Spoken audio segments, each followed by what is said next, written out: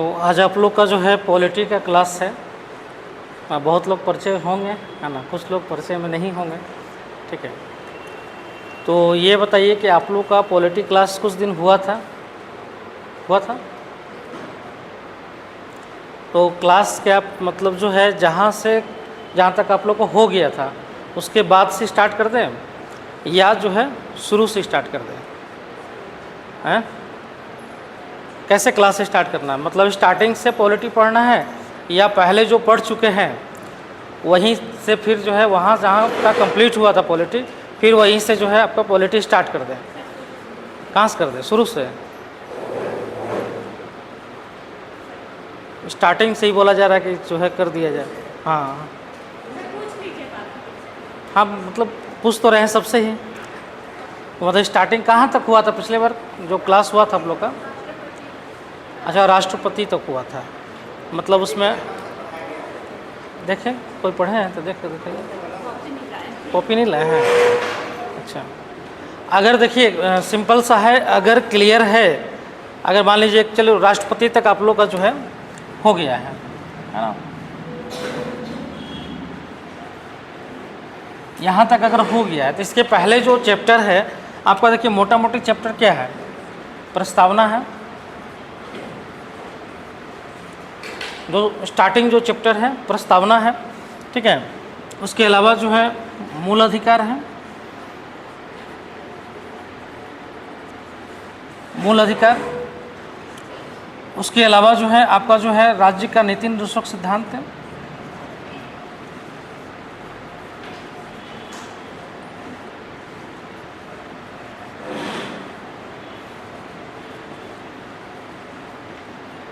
ठीक है, राज्य का नीति निर्देशक सिद्धांत और मूल कर्तव्य,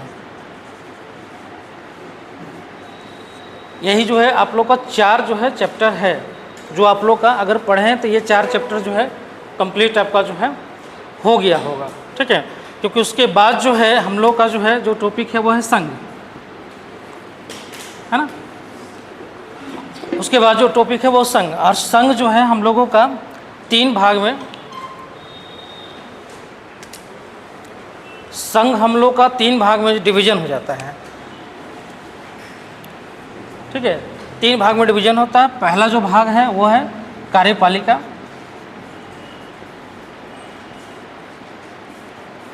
पहला जो भाग है कार्यपालिका, दूसरा है विधायिका और तीसरा है न्यायपालिका।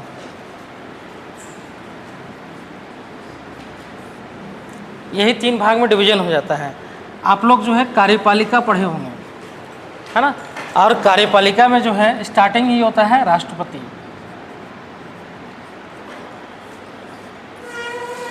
राष्ट्रपति के रूप में यहीं से आप लोग पढ़े थे। क्लियर? तो अगर जो है आप लोगों का प्रस्तावना, मूल अधिकार, इसके बीच में सिलेबस में आपका जो है एक और है बीच में जो है वह है संविधान की विशेषता, संविधान की विशेषताएं। ठीक है, और इसी के साथ जो है एवं मूल सिद्धांत भी जो है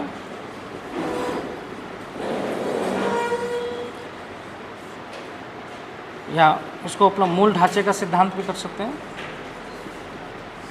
इसको लोग बेसिक स्ट्रक्चर जो है बोलते हैं। यही जो है आप लोगों का सिलेबस का पार्ट है। क्योंकि आप लोग बहुत लोग इसमें क्लास किए होंगे, पुराना क्लास जो चल रहा था किए होंगे, बहुत लोग हो सकता नहीं भी किए हों। तो इसमें आप लोग डिसीजन करके बताइए कि या तो आपको जो है यहाँ से स्टार्ट करना है या फिर कार्यपालिका से स्टार्ट करना है, ये आप लोग को बताना है। अगर यहाँ तक आप लोग का क्लियर है, समझ में आ गया है सारा कुछ, तो फिर हम यहाँ से चलेंगे। अगर यहाँ से डाउट है, अगर नहीं क्लियर हुआ है, नहीं समझ में आया, तो फिर शुरू से ही करके चलेंगे हम। तो आप लोग जब तक आप लोग नहीं बताइएगा तो हम कैसे स्टार्ट करेंगे? आप लोग के ऊपर है कि स्टार्टिंग से करना है या फिर कार्यपालिका से करना है। स्टार्टिंग से करना है। अब देखिए इसमें तो बहुमत वाला स्थिति हो जाता है ना। कितना लोगों को लग रहा है कि स्टार्टिंग से होना चाहिए? हाथ उठाइए। लगभग तो सब तो है अच्छा, नोट्स बना हुआ है, ठीक है, देख लेते हैं, उसमें हम करवा देते हैं। और कुछ अगर उसमें जो है हमको एक बार नोट्स दिखाते हैं ना, तो हम देख लेते हैं, तो हम उसमें कुछ अगर नोट करवाना होता तो हम करवा देते हैं, है ना। किसी के पास नोट्स है तो आप एक बार नोट्स हमको दे दीजिए।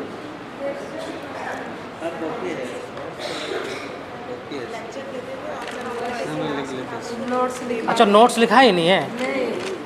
अच्छा, तो नोट्स लिखा ही नहीं है, तो फिर नोट्स नहीं, कुछ कुछ चीज़ें जैसे हम लोग बताते थे, जैसे मौलिक अधिकार के बाद जो पॉइंट होता था इसमें चलो ठीक है, तो नोट भी नहीं है तो फिर तो करवाना पड़ेगा पूरा, क्योंकि जो है मेंस में अगर आपके पास कंटेंट ही नहीं है तो फिर आप लिखिए क्या। लेक्चर जो क्या होता है ना, कि जैसे अब लेक्चर हम देंगे भी, तो लेक्चर अभी तो समझ में आ जाएगा, फिर बाहर निकलिए तो 50% आउट हो जाएगा, ठीक है। और घर पहुँचते पहुँचते जो है 30% रहेगा, और अगर उसको रिविज़न नहीं किए हैं रात में, तो फिर वो 30% जो है 20% में हो जाएगा, और अगले 3 दिन में वो आउट हो जाएगा। तो इसीलिए बोला जाता है कि जैसे यहाँ पे पढ़ें, यहाँ पे जो भी पढ़ लिए उसको जाके घर में एक बार रिवीजन करना चाहिए, जो आपका 50% निकल गया है वो फिर रिस्टोर हो जाए। अब फिर 2 दिन के बाद देखो, किसी भी चीज़ को याद कैसे रखा जाता है मालूम है? याद करने का तरीका हो क्या होता है, वो नहीं होता है कि जो आप रटते हैं तोता की तरह, वो तोता की तरह रटना जो है याद करना नहीं होता है, बल्कि जो है जैसे आप मान लीजिए आज क्लास किए, ठीक है, आज क्लास किए, आज क्लास में मान लीजिए कि आपने जो है प्रस्तावना पढ़ लिया, ठीक है, प्रस्तावना आप पढ़ लिया। अब लेक्चर में आपको समझ में आ गया कि प्रस्तावना क्या होता है, क्लियर। अब यहाँ से गए, घर गए, घर पर जाने के बाद जो है रात में इसको एक बार रिवीजन कर लिए, एक बार फिर से इसको पढ़ लिया, क्लियर। तो ये क्या हो गया कि जो आपका आउट हुआ था वो फिर से रिस्टोर हो जाएगा, तो फिर आपको याद आ जाएगा क्या, ठीक है। फिर जो है और ज़्यादा अच्छा कोशिश करना चाहिए कि रात में एक जो है क्वेश्चंस, इससे रिलेटेड जो है क्वेश्चंस को लिख लें। देखो, क्वेश्चंस अगर आप लिख लेते हैं ना, तो आपको बहुत बेहतर तरीके से जो है ना उस टॉपिक का समझ बढ़ जाता है, ठीक है, उसका हर डायमेंशन आपका पता हो जाता है। तो क्वेश्चंस को जो है एक ज़रूर लिखना चाहिए, ज़्यादा नहीं बोल रहे, एक टॉपिक पे एक क्वेश्चंस। अगर जो बड़ा टॉपिक है तो उसमें आपका हो सकता है 2-3 क्वेश्चंस हो जाए, लेकिन अगर छोटा टॉपिक है तो एक क्वेश्चंस आपको डेली लिखना चाहिए, तब जाके मेंस आपका कंप्लीट होगा। तो मान लीजिए एक क्वेश्चंस आप लिख लिए, फिर अगले 3 डेज के बाद जो है फिर इसको रिवीजन एक बार पढ़ लिए, जैसे कहानी कैसे पढ़ते हैं वैसे ही पढ़ लिए। अब फिर जो है आगे चलकर वीक में 7 दिन पर एक बार जो है इसका रिवीजन कर लिया, आप फिर आगे चलकर 30 दिन में फिर वो चीज़ आपकी जो है ना वो आपका जो है अंदर में आ जाएगा, फिर वो भूलेंगे नहीं। हम लोग करते हैं क्या कि आज पढ़ें, रात में भी रिवीजन नहीं किया, और फिर चले गए, जब एग्ज़ाम आएगा तब रिवीजन करेंगे, तब तक तो फिर शुरू हो गया, जहाँ से चले वहीं से फिर स्टार्ट हो गया, तो याद तो रहता ही नहीं है, ठीक है। और सबसे बड़ा यहाँ पे प्रॉब्लम क्या है कि बच्चा लिखना ही नहीं चाहता है, तो लिखेंगे नहीं तो कैसे याद होगा, सबसे बड़ी बात है। मेंस में नॉलेज का जो है टेस्ट नहीं होता है, मेंस जो है राइटिंग स्किल का काम है। नॉलेज का जो टेस्ट है, जो याद बोलते हैं ना कि याद करके जो है टेस्ट करना, वो पीटी हो जाता है। पीटी में आपको याद है तो आप उसको कलर करके आ जाएंगे, लेकिन मेंस क्या ना कि आपको याद भी है तो आप लिख नहीं पाएंगे। क्यों? क्योंकि आपको लैंग्वेज चाहिए, राइटिंग के स्किल चाहिए कि कैसे लिखें उस पर, तो ये सबसे इम्पोर्टेंट होता है। अगर ये चीज़ जो है आपके अंदर डेवलप ही नहीं हो पाया है तो आपको पता सब कुछ है, लेकिन जब मेंस में जाएंगे ना तो फिर मेंस में लिख ही नहीं पाएंगे, कलम चलेगा ही नहीं। और कलम अगर चला भी तो फिर जो है भटकाव बहुत होगा, फिर मालूम चलेगा कि इधर का बात उधर लिखेंगे, उधर का बात इधर लिखेंगे, जो मन में आते जाएगा वो लिखते हुए चल जाएंगे। क्यों? क्योंकि कॉपी भरना है। तो ये तो एकेडमिक एग्ज़ाम में चल जाता है, अगर मान लीजिए ग्रेजुएशन का एग्ज़ाम होता है तो वहाँ तो आप कर लेते हैं, लेकिन यहाँ पे नहीं होता है, क्योंकि यहाँ कॉपी जो है बेहतर तरीके से चेक होता है। तो फिर यहाँ फंस जाते हैं, यहाँ पे एक एक वर्ड्स का खेला होता है। अगर कहीं पे अगर भूमिका दिया हुआ है आप विशेषता लिख के आ गए, कहीं पे कार्य दिया हुआ है तो पावर लिख के आ गए, तो गड़बड़ हो गया। तो आपको वर्ड्स पे ही काम करना होगा, तो वो तभी होगा जब आप जितना ज़्यादा लिखने का प्रैक्टिस करेंगे। क्लियर?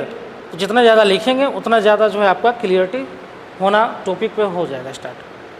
तो हम लोग का जो स्ट्रेटजी होगा, अगर साथ में चलना है तो, कि जैसे हम लोग का कंप्लीट होगा टॉपिक कंप्लीट होगा, समझ में आपको आ जाएगा, एक दो क्वेश्चंस देंगे और उस क्वेश्चंस को जो है आपको आंसर्स लिखना है, ठीक है।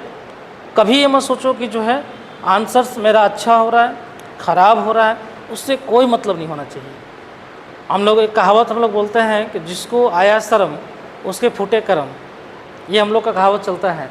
तो दो चीज़ में जो है, पढ़ने में और खाने में कभी शर्माना नहीं चाहिए, ठीक है। तो यहाँ पे गलती होने का इसलिए जो हम नहीं लिखते हैं, बहुत लोग की गलती हो जाएगा, पता नहीं लोग क्या सोचेगा कि कैसा लिखा हुआ है क्वेश्चन का आंसर्स, है ना, पता नहीं सही लिखे हैं कि नहीं लिखे हैं, ये सब दिमाग से निकाल दो, समझ में। क्योंकि आप लिखेंगे नहीं तो गलती नहीं होगा तो सही कैसे होगा ठीक है। अगर गलती नहीं होगा तो आप सही उसको कैसे करेंगे। तो गलती अगर यहाँ पे कर रहे हैं तो अच्छी बात है, वहाँ गलती नहीं होना चाहिए एग्जामिनेशन हॉल में, समझ में। इसलिए यहाँ पर जितना गलती करना कर लीजिए, इसलिए कि वहाँ गलती ना हो, वहाँ पर ठीक रहे। क्योंकि अल्टीमेट क्या है, आपको सिलेक्शन लेना है। सिलेक्शन हो जाएगा तो सारा जितना भी जो है आलोचना सब खत्म हो जाएगा। और सिलेक्शन नहीं होगा, कितना भी आप जो है सही काम करिए, लोग आपको गलत ही बोलेगा, फिर भी बोलेगा कि इसका नहीं हुआ, कुछ करता भी नहीं होगा, पढ़ता भी नहीं होगा। तो ये अलग अलग चीज़ है आलोचना का। इसलिए जो है यहाँ पे गलती जितना करना करेंगे, पूछने में गलती करना है, लिखने में गलती करना है, पढ़ने में गलती करना, जितना करना है, इसलिए क्योंकि वहाँ गलती ना हो। क्लियर। तो गलती करेंगे जितना करना है, लिखेंगे खूब जम के और समझेंगे भी हम लोग जम के। और हम वो नहीं है कि लास्ट में आपको जो है हम नोट्स दे देंगे तो वो उससे कोई फ़ायदा नहीं होता। इसलिए बता रहे हैं क्योंकि आप अभी अगर समझे हैं, अभी अगर उसका फैक्ट नहीं पढ़ेंगे, अभी अगर उसका कंटेंट नहीं पढ़ेंगे, तो फिर 1 महीना बाद अगर आपको पढ़ने देंगे तो फिर वो शुरू हो जाएगा। तो अभी आपको समझ के और उसको रिवीजन भी करने के लिए कंटेंट होना चाहिए। तो दोनों चीज़ है, तब आप उसको क्लियरिटी भी होगा और क्वेश्चन भी लिखना है। तो क्वेश्चन लिखने के लिए भी कंटेंट होना चाहिए। तो कंटेंट अभी देंगे तभी तो आप क्वेश्चन भी लिख पाइएगा ना, नहीं तो नहीं लिख पाएंगे, ठीक है। तो मेरा तरीका अलग है, हम समझाने के साथ साथ नोटिंग भी करवाएंगे, ठीक है। नोटिंग भी करवाते चलेंगे और उसके साथ ये क्वेश्चंस भी देंगे और उस क्वेश्चंस को आपको रिवीजन करना है यहाँ से जाने के बाद। और फिर उस क्वेश्चंस पे एक आंसर, ज़्यादा नहीं देंगे प्रेशर, एक ही क्वेश्चंस देंगे आपको 2 दिन में या 1 दिन में, है ना, एक क्वेश्चंस लिख के लाना है। बस इतना काम आपका है। आपका काम होगा रिवीजन करना और एक क्वेश्चंस का आंसर लिखना, बस इतना ही काम करना है। आंसर गलत हो सही हो कोई मतलब नहीं है, अभी गलती होगा 10 क्वेश्चन के बाद सही हो जाएगा। 10 क्वेश्चन का आंसर लिखेंगे सही हो जाएगा। क्लियर, यही है।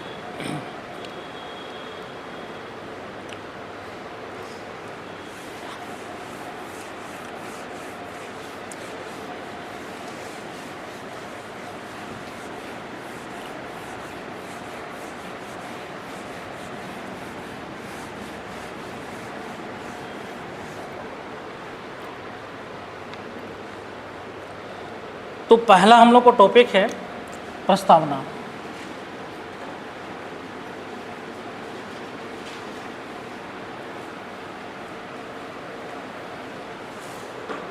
देखिए, प्रस्तावना पर जो है वो संबंधित क्वेश्चंस है, वो क्या मेंस में पूछा जा सकता है। पहला क्वेश्चन हो सकता, पहला है कि प्रस्तावना क्या है।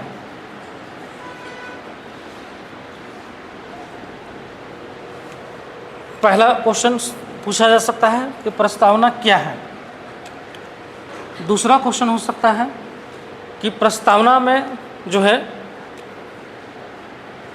दूसरा क्वेश्चन हो सकता है प्रस्तावना में निहित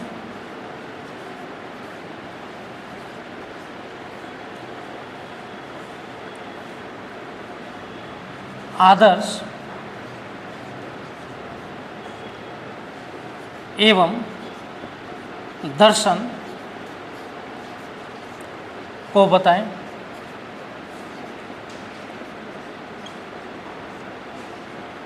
ठीक है। दूसरा क्वेश्चन हो सकता है क्या, संभावित क्वेश्चन क्या पूछ सकता है कि प्रस्तावना में निहित आदर्श और दर्शन को बताएं।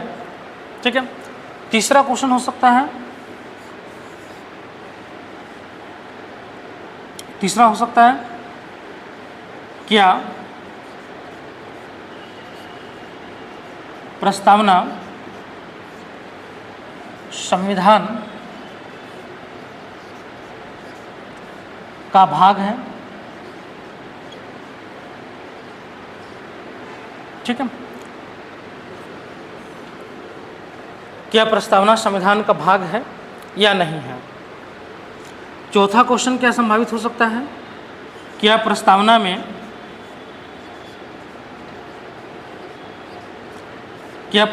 में संशोधन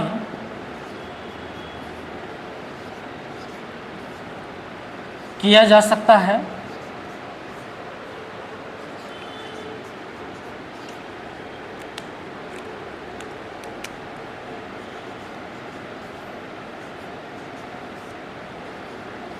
है या नहीं?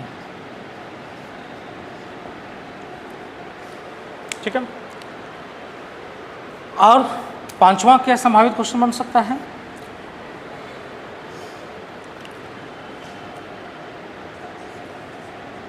प्रस्तावना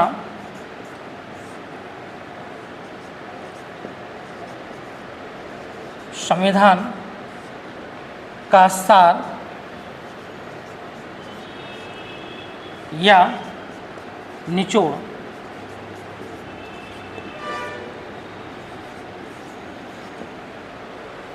ठीक है।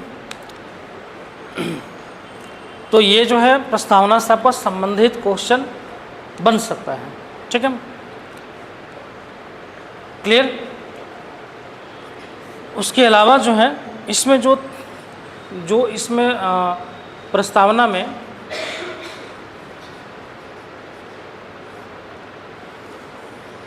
में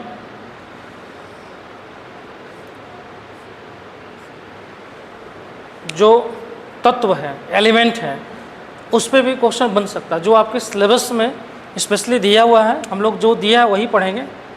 एक है समाजवाद,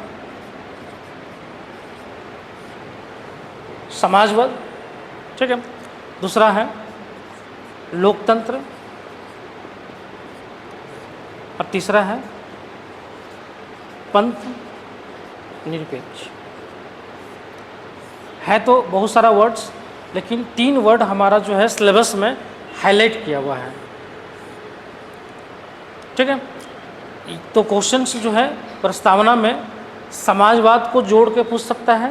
जैसे एग्जाम्पल कि जो है प्रस्तावना जो है क्या है, या पूछेगा कि जो है प्रस्तावना में निहित आदर्श को बताएं या दर्शन को बताएं, तथा समाजवाद का क्या महत्व है। ठीक है, या प्रस्तावना में समाजवाद का क्या महत्व है। तो ये जो है, ये जो 3 जो है शब्द है, इस शब्द पे जो है क्वेश्चन पूछा जा सकता है। तो ये जो है आपका जो है संभावित जो है प्रस्तावना का अगर पूरा देखें, जो क्वेश्चंस बनने का जो है पार्ट, एक तो सिंपल सा है क्वेश्चन, प्रस्तावना क्या है। ठीक है, प्रस्तावना में निहित आदर्श और दर्शन पूछ सकता है, प्रस्तावना संविधान का भाग है कि नहीं है। ठीक है, और नेक्स्ट है कि प्रस्तावना में संशोधन किया जा सकता है कि नहीं है, और प्रस्तावना जो है संविधान का सार कैसे है, कैसे इसको निचोड़ बोला जा सकता है। ठीक है, तो ये आपका जो है संभावित क्वेश्चन बन सकता है, और इसी के इर्द गिर्द में जो हम लोग को पूरा का पूरा प्रस्तावना पढ़ना है। ठीक है, नोट डाउन कर लिए।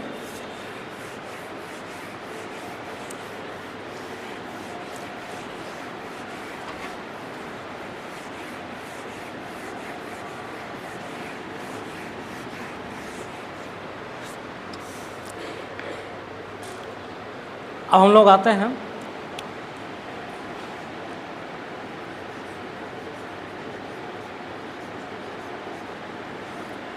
प्रस्तावना क्या है।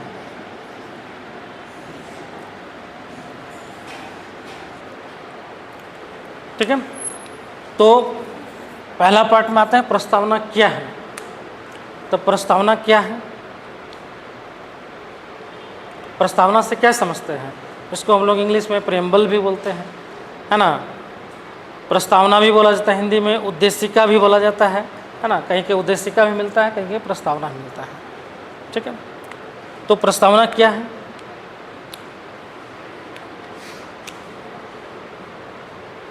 तो किसी को पता नहीं है क्या? क्या संविधान निचोड़ है? अच्छा, और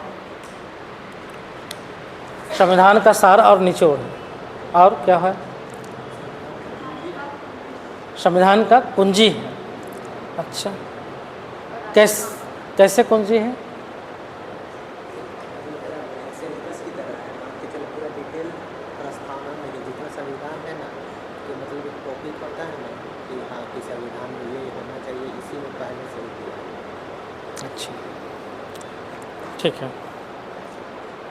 और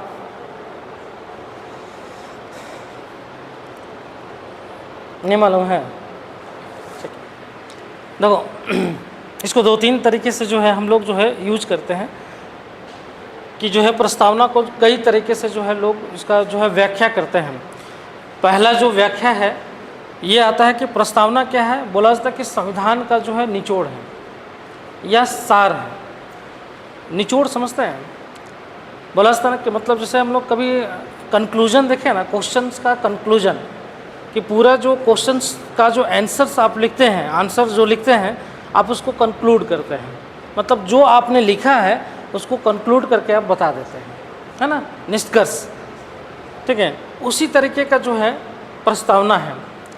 जो संविधान हमारा बना है उस संविधान में, पूरे संविधान को अगर समझना है तो आप प्रस्तावना से समझ सकते हैं। पूरा संविधान पढ़ने की आवश्यकता आपको नहीं है। इतना मोटा संविधान कौन पढ़ेगा? कोई सामान्य व्यक्ति को अगर संविधान समझना होगा तो क्या करेगा?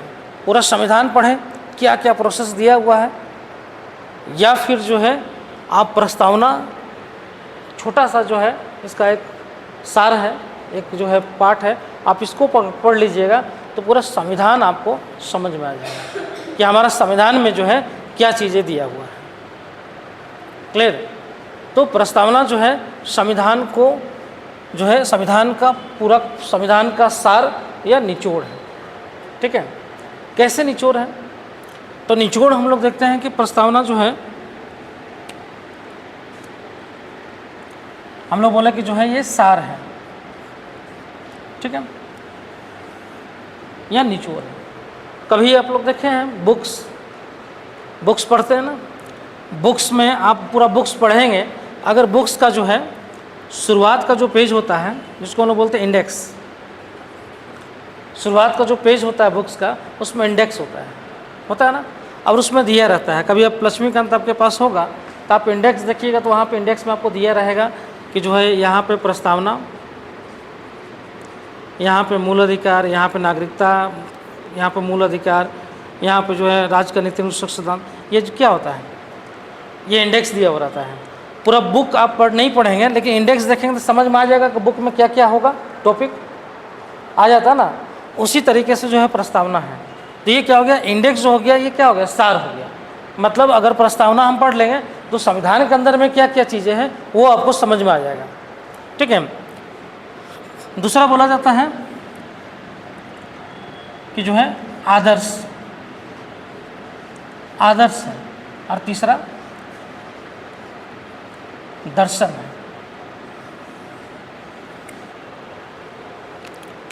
ठीक है। तो प्रस्तावना क्या है? संविधान का निचोड़। कोई बोलते हैं कि संविधान का निचोड़ है या सार है, कोई बोलते हैं कि जो है ये दर्शन है, और कोई बोलते हैं आदर्श है, कोई बोलते हैं दर्शन है, ठीक है। आदर्श क्या है? प्रस्तावना जो है आदर्श क्या है? किसका आदर्श है? आदर्श किसका है? हम लोग बोलते हैं ना कि आइडियोलॉजी या जो है आइडियल। तो ये आइडियल कैसे है? तो इस तरीके से है कि प्रस्तावना जो बना है उसमें जो भी, चूँकि हम लोग का जो संविधान बना है वो संविधान जो है कोई एक व्यक्ति नहीं मिलके बनाया है, बल्कि जो है संविधान कैसे बना है, संविधान जो हमारा बना है वो कैसे बना है। तो संविधान बनाने के लिए बोला जाता है कि जो संविधान है ये संविधान का जो है निर्माण जो है एक संविधान सभा के द्वारा किया गया था, है ना। एक संविधान सभा के द्वारा जो है संविधान का निर्माण किया गया था। क्लियर। और ये संविधान सभा में कौन लोग थे? तो कुछ निर्वाचित हैं लोग, निर्वाचित हैं, और कुछ मनोनीत हैं। कुछ जो है इलेक्टेड और कुछ लोग नॉमिनेटेड थे। ठीक है। इलेक्टेड कौन लोग थे? जो राज्य के विधानसभाओं से चुन के भेजे गए थे, समझ में आया। और मनोनीत कौन थे? जो देसी राज्य के रजवाड़े लोग थे, उन्होंने अपने जो है लोगों को चुन के मनोनीत करके भेजा था। ठीक है। तो वैसे लोग जो है संविधान सभा में जो है शामिल थे। इसका मतलब क्या हुआ कि अधिकतर लोग जो है जो बड़ी संख्या थी संविधान सभा में, वो निर्वाचित लोगों की संख्या थी, समझ में आया। और ये निर्वाचित लोगों की जो संख्या थी, ये सिंपल सा बात था कि जो है ये निर्वाचन किसके माध्यम से हुआ था? जो विधान परिषद थी, जो विधान सभाएँ थी, है ना, इनका निर्वाचन जो है विधानसभा के द्वारा किया गया था। और विधानसभा में जो है जो सदस्य थे, उन सदस्यों का चुनाव किसके द्वारा किया गया था? तो जो है नागरिकों के द्वारा। जैसे एग्जाम्पल फॉर ले लीजिए, जैसे अभी हम लोग क्या करते हैं, राज्यसभा के मेंबर का इलेक्शन कैसे होता है? तो विभिन्न संविधान में, विभिन्न जो है विधानसभा में जो है वहाँ के एमएलए चुन के उसको भेजते हैं कहाँ पे? राज्यसभा में। उसी तरीके से जो है यहाँ के नागरिक जो है विधानसभा के सदस्य को चुने, और विधानसभा के सदस्य जो है संविधान सभा के सदस्य को चुने। ठीक है। तो इनडायरेक्ट रूप से किसने चुना? संविधान सभा में लोगों को नागरिक, है ना। तो हम लोग बोलते हैं अप्रत्यक्ष रूप से किसने चुना? नागरिकों ने। इसलिए जो है आप देखिएगा, तो इसका मतलब क्या हो गया कि जो संविधान सभा के द्वारा जो संविधान बनाया गया, उस संविधान का निर्माण किसने किया? उस संविधान का निर्माण किसने किया? नागरिकों ने किया ना, क्योंकि इनके द्वारा चुने हुए सदस्यों ने चुनकर भेजा कहाँ पे? संविधान सभा। मतलब ये डायरेक्ट नहीं चुने, लेकिन ये इनडायरेक्ट रूप से क्या किए? चुने। समझ में आया? समझ में आया? इनडायरेक्ट रूप से, जैसे एग्जाम्पल हम लोग टैक्स देते हैं ना, इनडायरेक्ट रूप से हम सरकार को टैक्स ना देकर क्या करते हैं? हम कोई सामान खरीदते हैं, मान लीजिए आप साबुन खरीदें, तो साबुन में तो टैक्स लगा हुआ रहता है, तो टैक्स तो हम सरकार को नहीं देते हैं, जिससे हम साबुन खरीदते हैं उसको देते हैं पैसा, और वो क्या करता है? सरकार को देता है। तो क्या हुआ? टैक्स हम ही दिए, लेकिन डायरेक्ट नहीं दिए, बल्कि किसी के माध्यम से दिए। तो संविधान सभा के सदस्यों का चुनाव हम लोगों ने ही किया, लेकिन हम डायरेक्ट ना किए, बल्कि इसके माध्यम से किए। समझ में आया? इसलिए क्या हो गया कि जो संविधान बना है, उसका जो है सोर्स कौन है? नागरिक, है ना। इसीलिए प्रस्तावना का पहला ही वर्ड शुरू होता है हम भारत के लोग। प्रस्तावना का पहला ही वर्ड क्या निकल के आता है? हम भारत के लोग। मतलब संविधान को बनाया किसने है? भारत के लोगों ने। हम सभी भारत के लोगों ने मिलकर क्या किया? संविधान का निर्माण किया। समझ में? तो पहला क्या आ गया कि शक्ति का सोर्स जो है कौन है? भारत के लोग हैं। ठीक है। पहला जो पॉइंट निकल के आएगा कि भारत के लोग हैं। क्यों? क्योंकि भारत के लोगों के द्वारा जो है संविधान सभा का निर्माण किया गया, और इस संविधान सभा के द्वारा जो है संविधान का निर्माण किया गया।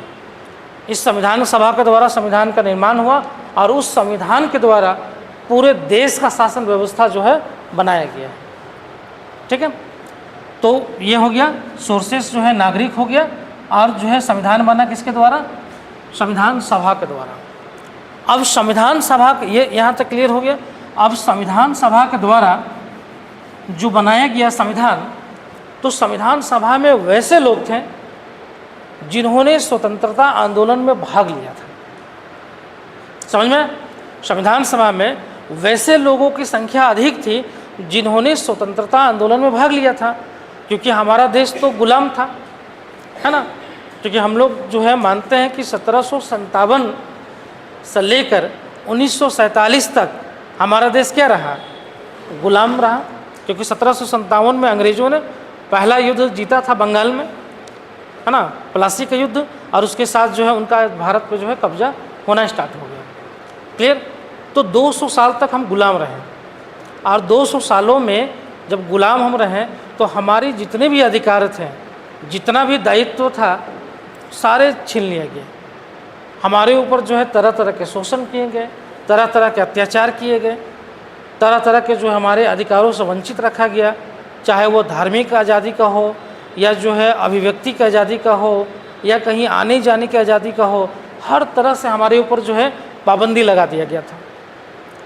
तो जब हमारे ऊपर बहुत सारे जो है पाबंदियां लग गई, बहुत सारा जो है हमारे ऊपर अत्याचार होने लगा, हमारे ऊपर जो है शोषण होने लगा, तो उसमें से कुछ लोग बाहर निकले और जो है इस शोषण और अत्याचार के खिलाफ क्या हुआ, वो जो है अंग्रेज़ों के खिलाफ जो है संघर्ष करने लगे।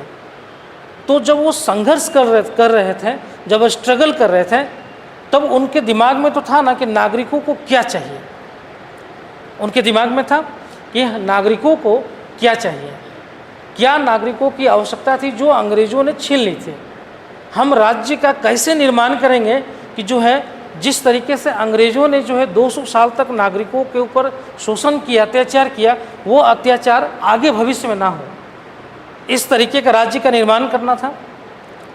राज्य का निर्माण कैसे करना था, उसी तरीके का जिस तरह से आगे चलकर अंग्रेज़ों की तरह शोषणकारी ना बन जाए, ठीक है। और इस तरह बनाना था कि राज्य जो है एक तरीके से लोगों को उनके अधिकारों, उनकी स्वतंत्रताएं, उनकी समानता, इन सब को बना कर रखे। तो उसी हिसाब से संविधान का क्या हुआ, निर्माण किया गया। समझ में आया। तो ये क्या हो गया, उनका आदर्श था। किसका, जो भी स्वतंत्रता संघर्ष में लड़ने वाले लोग थे जिन्होंने संविधान का निर्माण किया, उनका आदर्श था कि हमको संविधान ऐसा बनाना है, ऐसे राज्य की उन लोगों ने परिकल्पना की थी जिससे जो है नागरिकों का शोषण ना हो, नागरिकों को अधिकार मिले, जो नागरिक है उनको जो है स्वतंत्रता मिले, उनको जो है समानता मिले, उनको हर तरीके के जो है स्वतंत्रता, समानता और बंधुत्व की भावना का विकास किया जाए। और इसीलिए जो है जब संविधान जब बनने लगा तो इन आदर्श चीज़ों को सामने रखा गया। जैसे एग्जाम्पल हम ले लेते हैं, जैसे हम लोग जो है एक एग्जाम्पल लेते हैं, जैसे अस्पृश्यता का अंत, मतलब छुआछूत का अंत रखा गया संविधान में। किसी भी संविधान में ये नहीं मिलता है। किसी भी संविधान में जाएंगे विश्व के अन्य संविधानों में तो आपको नहीं मिलेगा, लेकिन भारत के संविधान में छुआछूत का अंत किया गया है। क्यों किया गया, क्योंकि जो स्वतंत्रता आंदोलन में जो लोग थे उन लोगों ने देखा था कि हमारा समाज किस तरीके से बटा था, और बटने के कारण क्या था कि लोगों जातियों के आधार पर भेदभाव करना, और जो है उसमें एक जो जाति जो निचले तबके पे थी, जिनको जो है शोषण किया जाता था, जिनको छुआछूत के आधार पर भेदभाव किया जाता था, उसको समाप्त करना था। तो ये शोषण आधारित था, इसको समाप्त करने के लिए क्या किया, संविधान में उसका प्रोविज़न कर दिया गया। जैसे उपाधियों का अंत, है ना, कि कुछ लोग जो है उपाधि लगाकर जो अपने आप को बड़े दिखाने का प्रयास करते हैं, है ना, तो उनको अब बोला गया कि नहीं, आप भारत का नागरिक हैं, आप सबको यहाँ पे क्या होगा, समान होगा, कोई जो है विशिष्ट नहीं होगा, इसलिए उपाधियों का अंत कर दिया गया। जैसे मालूम था कि धार्मिक स्वतंत्रता का अधिकार दिया गया फंडामेंटल राइट में, तो धार्मिक स्वतंत्रता के अधिकार के अंतर्गत क्या है कि लोगों को किसी भी धर्म को मानने की आज़ादी दी गई, जो अंग्रेज़ों के समय में नहीं होता था। उनको ज़बरदस्ती जो है कन्वर्ट करवा दिया जाता था ईसाई धर्म में। अगर वो कर लेते थे तो उनको लाभ दिया जाता था, अगर नहीं करते थे तो उनके साथ जो है अत्याचार किया जाता था, या उनके साथ जो है गलत व्यवहार किया जाता था। तो यहाँ पे आज़ादी दिया गया धार्मिक स्वतंत्रता का। तो कहने का मतलब है ये क्या था, ये आदर्श था कि किस तरीके का जो है हमको संविधान बनाना है जिसमें जो है सभी तरीके का भेदभाव समाप्त करना है, सभी तरह के शोषण समाप्त करना है, और लोगों को अधिकार देना है, समानता देना है, स्वतंत्रता देना है, और ऐसा जो है समाज का परिकल्पना करना है जिससे बंधुत्व की भावना बढ़े, क्यों? क्योंकि जो है लोगों ने देखा था कि सांप्रदायिक आधार पर क्या था, विभाजन भी हुआ था या विभाजन भी हो रहा था। ठीक है, ऐसी स्थिति में क्या है कि जो है बंधुत्व की भावना बढ़ाने का भी प्रयास किया गया। तो ये सब क्या हो गया? दर्शन हो गया। ठीक है, ये सब का आदर्श हो गया किसकी? जो भी शामिल थे संविधान सभा में लोग। आगे क्या आइए,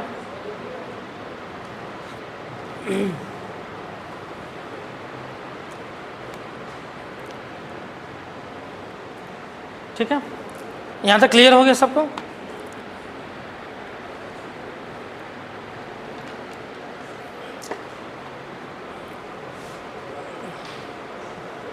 समझ में आ रहा है कि नहीं आ रहा है? कहानी की तरह लेके चल रहे हैं तुम लोग, मतलब जो है तुम कहानी की तरह सुनो, समझ में आ जाएगा। ठीक है, तो ये आदर्श हो गया। अब बोले कि दर्शन क्या है? हम लोग बोले कि जो है प्रस्तावना क्या है? दर्शन है। तो दर्शन क्या होता है? दर्शन जो हम अंतिम रूप से चाहते हैं, बनना चाहते हैं, जो अंतिम रूप से जो है हम जिस चीज़ को चाहते हैं, है ना, जैसे हम लोग बोलते हैं ना कि अंतिम रूप से जो है एक व्यक्ति का जो है क्या होता है, एक व्यक्ति का अंतिम रूप से जो है अगर उसको पूछा जाए कि भले अभी हम लोग भौतिक व्यवस्था में लगे हुए रहते हैं, है ना, पैसा कमाना है, गाड़ी खरीद लेना है ना, शादी करना है ना, अच्छा विवाह करना है, उसके अलावा जो है बंगला बनाना, बहुत सारा भौतिक व्यवस्था में लगे हुए हैं, ये सब क्या भौतिक व्यवस्था है। लेकिन जब आप अंतिम समय में पहुँचेंगे, जब आप 60 के प्लस पहुँचेंगे, तो फिर आपको जो है आपको दर्शन समझ में आएगा कि हमारा जीवन का दर्शन क्या है। तो सिंपल सा लगने लगा कि हमारा जीवन का दर्शन मोक्ष की प्राप्ति करना है ना, ये जीवन बड़ा कष्टमय है, इससे जो है मुक्ति मिल जाए। तो अंतिम रूप से दर्शन क्या होता है? मोक्ष होता है। लेकिन आप जो है भौतिक चीज़ों में फंस जाते हैं तो मोक्ष प्राप्त नहीं कर सकते हैं, है ना। इसी चीज़ को बोला गया है ना, आप पढ़ेंगे अगर हिस्ट्री में तो हम लोग पढ़ते हैं उपनिषद, तो उपनिषद का जो है यही सार है कि आप जो भौतिक व्यवस्था में लगे हुए हैं यही जो है। तो अंतिम रूप से क्या चाहते हैं कि हमको मोक्ष प्राप्त करना होता है। उसी तरीके से है कि हम ये जो संविधान बनाए हैं, जो संविधान का निर्माण किए हैं, ये अंतिम रूप से चाहता क्या है, किस तरीके का राज्य का निर्माण करना चाहता है संविधान, किस तरीके के नागरिकों को अधिकार देना चाहता है, किस तरीके से जो है संविधान का पूरा जो ढांचा है, उस ढांचे का मेन जो है दर्शन क्या है। तो ये जो है प्रस्तावना जो है दर्शन भी बताता है कि संविधान जो हम लोगों ने बनाया है, इस संविधान का जो है दर्शन क्या है, ये अंतिम रूप से चाहता क्या है। तो ये जो है संविधान का जो दर्शन है ये क्या चाहता है। अब हम लोग दर्शन में आते हैं।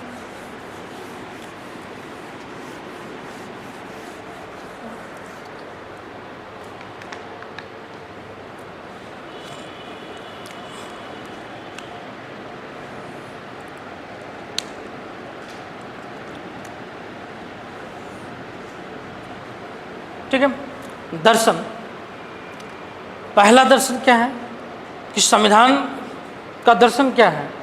पहला दर्शन है हम भारत के लोग।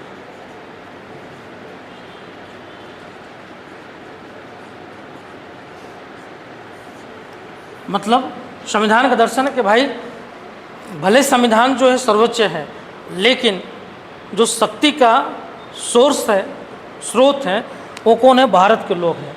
तो संविधान जो है अल्टीमेट पावर किसके पास रखा? भारत के लोगों के पास। ठीक है, तो दर्शन क्या है कि संविधान को बनाया भी भारत के लोग ने है, अपनाया भी भारत के लोगों ने ही है, और अगर इसमें बदलाव भी अगर होगा तो भारत के लोग ही करेंगे, ना कि कोई दूसरा के नहीं करेगा, भारत के लोग ही करेंगे इसका बदलाव। ठीक है, तो अंतिम रूप से अगर दर्शन हम देखें तो शक्ति का स्रोत कौन है? भारत के लोग। क्लियर। अब मान लीजिए कि जो है संविधान भारत को लोगों ने बना दिया और जो है इसको अपना भी लिया, अंगीकृत भी कर लिया। क्लियर। अब इसमें भारत के लोग अपने हिसाब से बदलाव भी करना चाहेंगे तो कौन करेगा? भारत के लोग ही करेंगे। लेकिन कैसे करेंगे? इसके लिए व्यवस्था कहाँ पे है? आर्टिकल 368 में, है ना। 368 में जो है इसका व्यवस्था किया गया है कि अगर किसी संविधान में अगर कुछ बदलाव करना होगा तो आर्टिकल 368 के द्वारा बदलाव कर सकते हैं। कैसे बदलाव होगा? तो बदलाव करने के लिए जो है लोकसभा और राज्यसभा दोनों में जो है 2/3 बहुमत,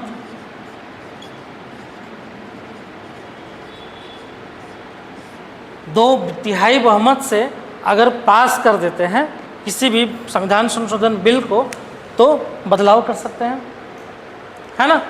तो हम बदलाव कैसे करेंगे?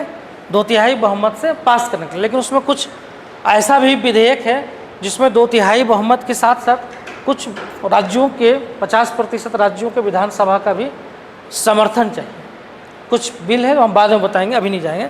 और कुछ ऐसे भी विधेयक हैं जो साधारण बहुमत से पास होते हैं लेकिन होता है संविधान संशोधन, ठीक है।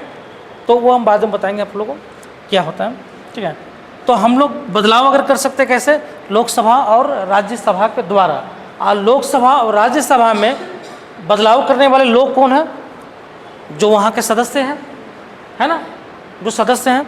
तो लोकसभा के सदस्यों का जो है, जो सदस्य है उसका 2/3 बहुमत, और राज्यसभा के सदस्यों का 2/3 बहुमत, यही है ना।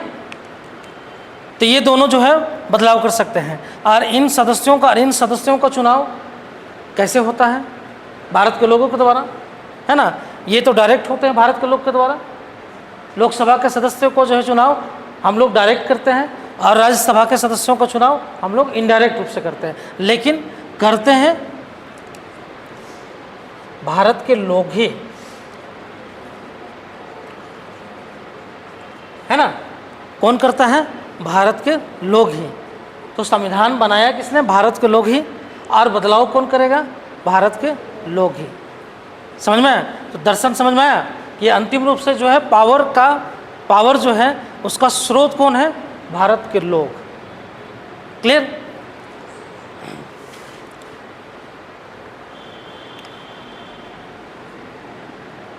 हो गया?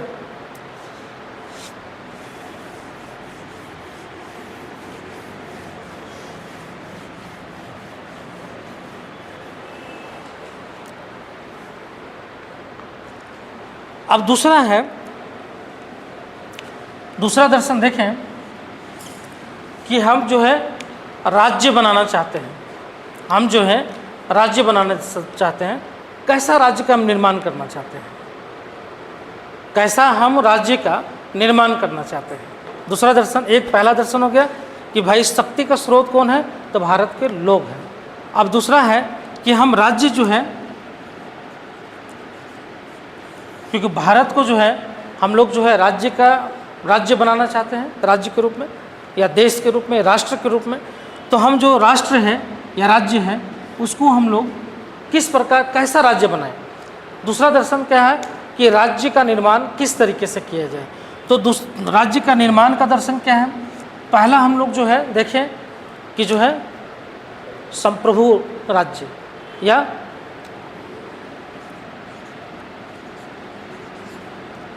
संप्रभु राज्य बोलते हैं ना, प्रभुत्व संपन्न, है ना।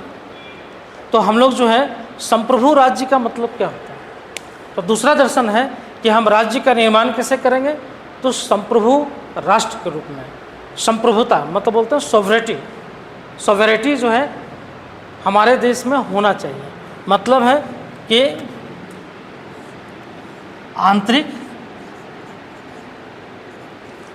आंतरिक और बाह्य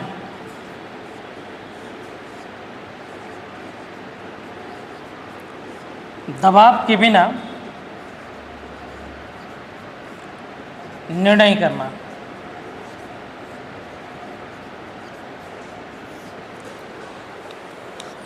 समझ में? मतलब आंतरिक और बाह्य दबाव के बिना जो है निर्णय करना। समझ में? मतलब है कि एक राज्य जो संप्रभु राज्य है, इसका मतलब है वो स्वयं से फैसला ले ले, उसके ऊपर कोई दबाव ना हो, वो किसी भी तरीके से जो है वो कोई भी देश या कोई भी शक्ति उसको दबा ना सके। वो राज्य क्या होता है? संप्रभु राज्य होता है। क्लियर? जैसे हम लोग भारत के बारे में बात करते हैं कि भारत जो है एक संप्रभु राष्ट्र है। मतलब है कि हम स्वयं से अपना फैसला ले सकते हैं। क्योंकि हम लोग जब देश आज़ाद नहीं हुआ था तो हम लोग स्वयं से अपना फैसला नहीं ले सकते थे। क्यों? क्योंकि हमारा फैसला कौन लेता था? ब्रिटिश लेते थे। हमारा किसके साथ संबंध होगा ये निर्णय कौन करता था? ब्रिटिश करते थे। आज हम निर्णय करते हैं कि हमारा संबंध जो है किस राष्ट्र के साथ बेहतर होगा, किस राष्ट्र के साथ जो है नहीं बेहतर रखना है, हम खुद डिसीजन लेते हैं। किस राष्ट्र के साथ हमारा जो है आर्थिक जो है संबंध रखना है, किस राष्ट्र के साथ हमारा जो है राजनीतिक संबंध रखना है। क्लियर?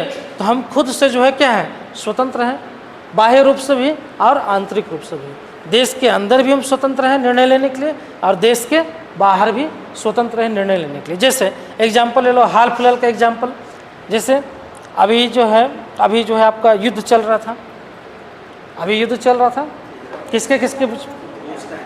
इजराइल और फ़लस्तीन के बीच में, है ना। तो इजराइल और फ़लस्तीन के बीच में युद्ध चल रहा था, तो इजराइल का जो है समर्थन कौन करता है? अमेरिका। और फ़लस्तीन का समर्थन जो है रूस करता है ना। तो रूस करता है, चूँकि वो मिडिल ईस्ट का पार्ट है। जो इजराइल और जो है फ़लस्तीन वगैरह जो राष्ट्र हैं वो मिडिल ईस्ट का है ना, मिडिल पार्ट है एशिया का, मिडिल ईस्ट एशिया का। तो वहाँ पे चूँकि वो तेल वाला क्षेत्र है पूरा पूरा, जितना भी जो है कुवैत वगैरह, संयुक्त अरब अमीरात वगैरह, जो भी ईरान वगैरह, इराक वगैरह, सब तेल वाला वो जो है क्षेत्र है। सिंपल सी बात है, प्रभावित हो गया तेल। तो वहाँ से तेल हमको सप्लाई नहीं हो रहा था और हम फिर तेल लेने के लिए कहाँ पहुँच गए? रसिया के पास। रसिया से हम बोले कि जो है हमको तेल चाहिए। रसिया बोला कि हम कम दाम में आपको तेल दे देंगे। एक घटना यहाँ पे था। दूसरा था कि रसिया और किसके बीच में युद्ध चल रहा था? यूक्रेन के बीच में। यूक्रेन के साथ जो है पूरा का पूरा यूरोपियन कंट्री था और अमेरिका भी था। रसिया अकेले लड़ रहा था। उसके बावजूद भी हम लोग जो है रसिया से तेल ले लिए। अमेरिका हमारे ऊपर कितना दबाव डाला कि आप तेल वहाँ से मत लो, आप उसको मदद मत करो, लेकिन हम लोग नहीं माने, हम लोग तेल लिए। क्यों? क्योंकि हम लोग अपने हित देखेंगे ना, तो अपने हित के अनुसार हम फैसला ले सकते हैं। कोई कितना भी दबाव डाले, हम जो है स्वतंत्र हैं अपना फैसला लेने के लिए। और हमने जो है रसिया से तेल लिया भी और आज भी ले रहे हैं, आज भी ले रहे हैं। कितना दबाव हमारा पड़ा हम ईरान के साथ जो है संबंध नहीं बनाने का, ईरान के साथ आप तेल मत लो, ईरान के साथ आपका संबंध ना हो, लेकिन फिर भी हम ईरान से तेल लेते हैं, फिर भी हमारा संबंध होता है। और अमेरिका से भी संबंध रखते हैं, है ना। तो हम क्या दिखाते हैं? अपॉर्चुनिस्ट, है ना, इसको बोलते हैं। जो हमारा फॉरेन जो पॉलिसी है वो किस तरीके का है? अपॉर्चुनिस्ट वाला है। मतलब जो है अवसरवादी। हमारा अगर संबंध जो है किसी से के साथ, रूस के साथ हमारा संबंध करने से हमारा देश का बेहतर होगा तो हम उसके साथ संबंध बनाएंगे। हमारा संबंध जो है अगर मान लीजिए कि चीन के साथ करना होगा, करने से जो है अच्छा होगा तो चीन के साथ करेंगे। पाकिस्तान के साथ करने से कोई फ़र्क नहीं पड़ेगा तो ख़राब कर लेंगे। तो हम लोग अपॉर्चुनिस्ट जो है फॉरेन पॉलिसी बनाते हैं। अमेरिका के साथ हमको फ़ायदा लेना तो अमेरिका के साथ जुड़ गया। तो इसलिए कर पाते हैं क्योंकि हम लोग जो है संप्रभु राष्ट्र हैं। अगर संप्रभु नहीं होते तो फिर जो है हम नहीं कर पाते। क्लियर? तो संप्रभु राष्ट्र का मतलब होता है कि आंतरिक और बाह्य दबाव के बिना जो है कोई भी राष्ट्र निर्णय करता है, वो क्या होता है? संप्रभु राष्ट्र होता है। तो हमारा जो दर्शन क्या है कि हम राज्य को कैसा बनाना चाहते हैं? संपूर्ण प्रभुत्व संपन्न राष्ट्र, है ना। संपूर्ण प्रभुत्व है, मतलब जो है पूरी तरीके से, थोड़ा भी इतना मात्र भी जो है कोई दबाव ना होना चाहिए। मतलब संपूर्ण प्रभुत्व संपन्न राष्ट्र, मतलब संप्रभु राष्ट्र, किसी के अधीन ना हो, स्वतंत्र हो और खुद से निर्णय कर सके। तो हम लोग इस तरीके का राज्य बनाते हैं। तो पहला दर्शन क्या है? किस तरीके का राज्य का निर्माण करना है? संपूर्ण प्रभुत्व संपन्न। क्लियर? एक दर्शन समझ में आ गया। फिर दूसरा किस तरह का राज्य बनाना है? लोकतांत्रिक, है ना।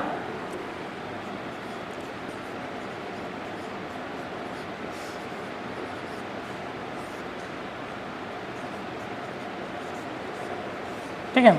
दूसरा है दर्शन क्या है कि हम कैसा राज्य बनाना चाहते हैं। हाँ हाँ, नहीं वहाँ पर रखा हुआ था। अच्छा तो दूसरा किस तरीके का है कि हम लोग जो है लोकतांत्रिक जो है राज्य बनाना चाहते हैं। मतलब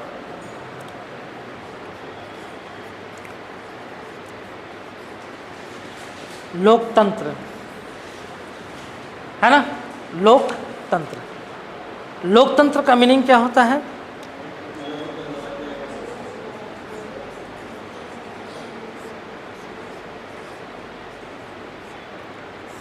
दो वर्ड से बना है, लोक प्लस तंत्र। लोक मतलब होता है लोग, लोग या उस देश के नागरिक, यही हो गए लोग,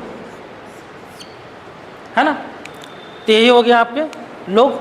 और तंत्र मतलब होता है सिस्टम। तंत्र मतलब होता है सिस्टम।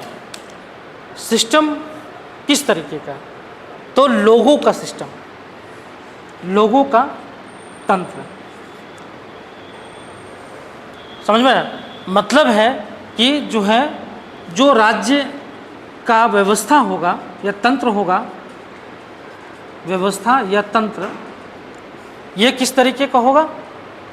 ये होगा लोगों के द्वारा इस तंत्र का निर्माण किया जाएगा, वो हो गया लोकतंत्र। अब तंत्र किस तरीके से होगा? तंत्र होता है जो राज्य संचालन, राज्य का संचालन होता है, जो राज्य का संचालन होता है उसी को हम लोग बोलते हैं तंत्र। तो हमारे यहाँ राज्य के संचालन किस प्रकार से बनाया गया है? लोकतांत्रिक प्रक्रियाओं के द्वारा। मतलब हमारे यहाँ जो सरकार का गठन होता है, तंत्र वही हो गया, क्योंकि देश को चलाता कौन है? सरकार चलाता है ना। उसके लिए हम लोग तंत्र किस तरह बना है? तो उसके लिए हम एक सरकार का निर्माण करते हैं, है ना। चाहे राज्य स्तर पे, चाहे केंद्र स्तर पे, दोनों स्तर पे हम एक सरकार का निर्माण करते हैं। और ये सरकार जो है कौन चुनता है? लोगों के द्वारा जो है चुना जाता है। समझ में आया? ये सरकार जो है लोगों के द्वारा चुना जाता है, इसीलिए जो है इसको हम लोग लोकतंत्र जो है कहते हैं। ठीक है। अब इसके लिए हम लोग लोकतांत्रिक पूरी की पूरी व्यवस्थाएं बना कर रखते हैं कि जिसमें जो है लोकतांत्रिक रूप से जो है क्या कर सके, लोग चुन सके सरकार को, और सरकार का निर्माण कर सके, और सरकार भी लोकतांत्रिक प्रक्रियाओं के द्वारा ही जो है शासन व्यवस्था चलाए। क्लियर? तो ये जो है लोकतंत्र हो गया। क्लियर? समझ में आया? तो हमारा जो है दर्शन क्या है? हमको राज्य कैसा बनाना है? लोकतांत्रिक राज्य बनाना है। ठीक है, समझ में आ रहा है? किसी को समझ में नहीं आ रहा है बताएंगे? आ रहा है सबको समझ में? कि नींद भी आ रहा है? नींद आ रहा है? नहीं? ठीक है, नहीं होता है, मौसम ऐसा है कि नींद तो आएगा ही, और उसमें भी अगर खाना दबा लिए हैं तो और ज़्यादा नींद आएगा।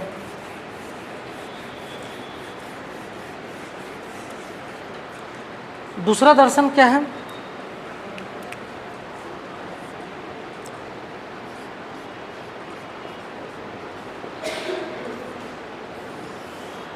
गणराज्य।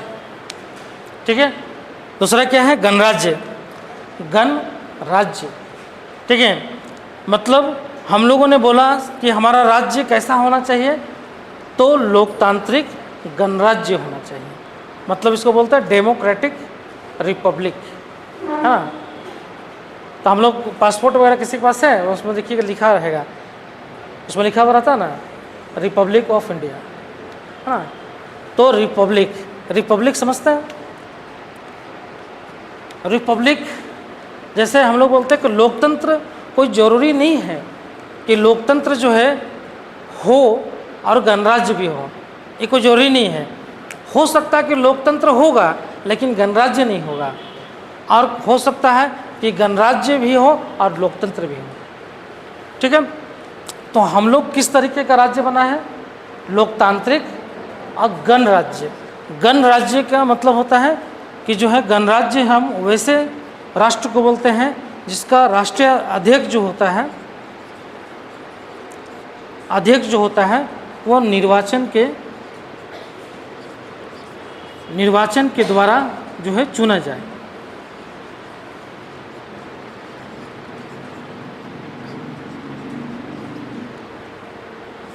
है ना। तो जो हमारा जो है जो गणराज्य है, गणराज्य का अर्थ होता है जो राष्ट्र का अध्यक्ष होता है अध्यक्ष जो है निर्वाचन के द्वारा चुना जाए।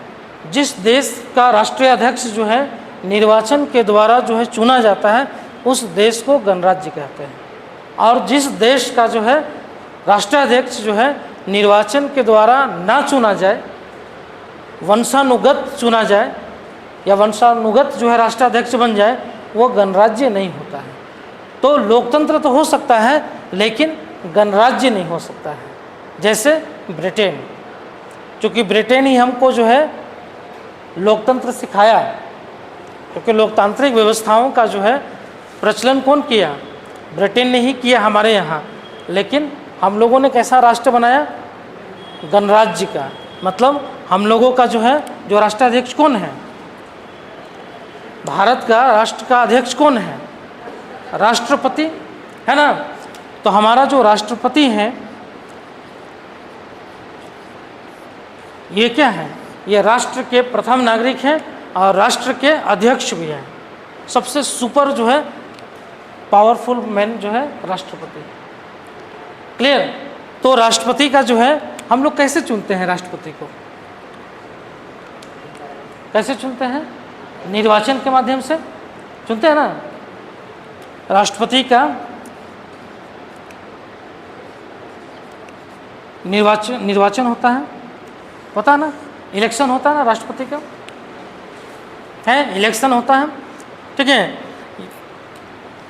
राष्ट्रपति का इलेक्शन सबसे जो है टफ इलेक्शन है, मालूम है। राष्ट्रपति का इलेक्शन जो है सबसे टफ इलेक्शन है। कैसे?